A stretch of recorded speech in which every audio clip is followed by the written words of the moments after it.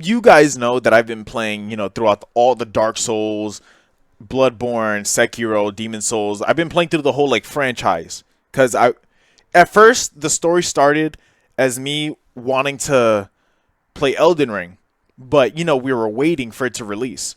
So I said I was like, okay, I want to play the other games so I can at least experience it a little bit, just to see what I'm getting myself into.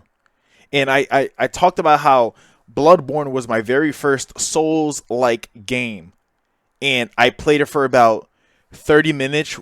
30 minutes, which half of it was sitting through the beginning cutscene and walking aimlessly without knowing where to go, and then dying to the first enemy that I saw, and then immediately deleting the game off of my console.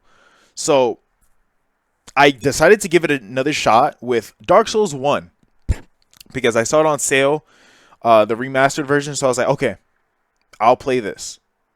And I ended up loving it. Admittedly, I got very stuck on one of the parts, and I found out my build, the way I was trying to play it, I was just messing all of it up. So I had to restart again after like 16 hours and then play it again. So even though Dark Souls 1 did take me a very long time, I enjoyed it so much that I decided to play Dark Souls 2. Dark Souls 2 was an experience, I should say. Compared to what I've played, I mean, at this point, I've already beaten Elden Ring like about 3 times when I got to Dark Souls 2. So my, I guess, points of references that I was going off of were Dark Souls 1 and Elden Ring. If I had to rank it, it would definitely be 3. But the music made up for it. I liked Majula theme. Majula was a very good song. I still listen to it to this day when I'm like doing homework and stuff. Well, when I was doing homework, but semester finished. Let me continue. So, after beating Dark Souls 2, I made a video on it. You guys could go watch it. I think actually no. I think it was the video about Iron Keep and how I was so like stuck on it, and then I beat it like literally hours later after recording it. But after Dark Souls 2, I moved on to Dark Souls 3 naturally. So, I'm playing Dark Souls 3 like I usually do with all the other games and stuff like that. I beat a boss here, I beat a boss there. And I was stuck. I was like, okay, so this boss is a dead end from where I was traveling to. Where do I go next? So after I beat, I think, what was it? I don't even know what the boss is called. The one with like the 30 people, and then you have to kill the red guy. Listen, I don't remember the boss's name, bro. These guys' names are so abstract and so like older English names. Bro, one of the bosses I had to fight was called Vort of the Boreal Valley. Like, what? Who's calling their children Vort? All right, and it was a dog. It was an ice dog, I think. I don't remember. It was one of the first bosses I fought. I had my friends were watching me on Discord, and one of them actually, pointed out, he was like, "Hey, do you want to fight a really hard boss?" And I was like, "Sure. I'm always down for a fight.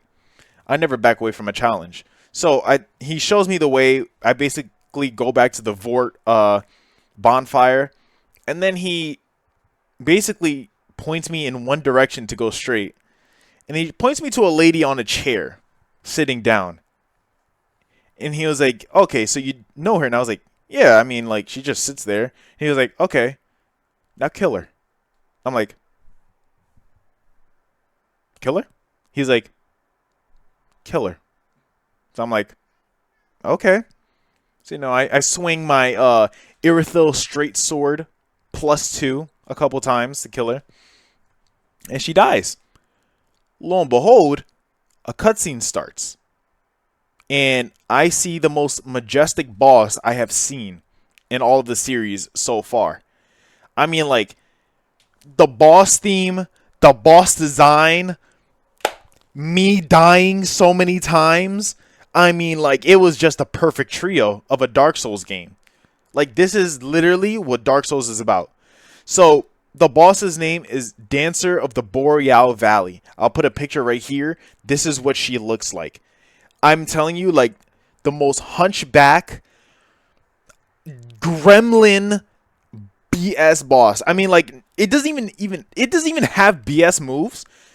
It just has very slow swings that are super wide. I mean, like, let's say she started the swing from like back here, she will swing it until it gets back here. So it'll be like a full like 340-degree swing, and the only way you can actually dodge it is if you just like time the iframes for it. It is ridiculous. I'm not gonna lie, I struggled. I started yesterday on the boss, and after like an hour, I was like, I need to take a break, because I think I had just finished Starfield, and I'm not gonna lie, wow, the game sucked. I didn't care for the story. I don't even remember what the story was about. I just remember uh, multiverses. That's it. But yeah, I literally hopped on Dark Souls right after it, and yeah, that took a whole mental toll off of me. So basically, it took me like a day and a half. If we had to pinpoint how long it took me to actually beat that boss, it'll probably be around 2.5 hours. Realistically speaking, it took me 2.5 hours to beat that boss. Keep in mind, I didn't use a single ember, and I had 2 Estus flasks remaining from my original 8. So I thought I did a pretty good job. I mean, given I wasn't wearing any armor, because I got a little fit going on. I got a little like uh hat that looks like that main villain from Nightmare Before Christmas, and then I have like cloth pants. I mean, I put on like a little robe shirt thingy just cuz, fire resistance, but that's about it. But man, that boss was ridiculous. I don't wish that upon my worst enemy. But now, I mean, I went past, I beat the boss, now I'm just cruising through the rest of the area that I can, and then I mean, from what I'm hearing, my friend's friend, I don't know what I'm saying. So basically, now what I'm trying to work towards is my friend was telling me about Nameless King, so we'll start working on that one for now. But anyways, that's all I really got to say. I'm really tired, so yeah, like, comment, subscribe. Good night.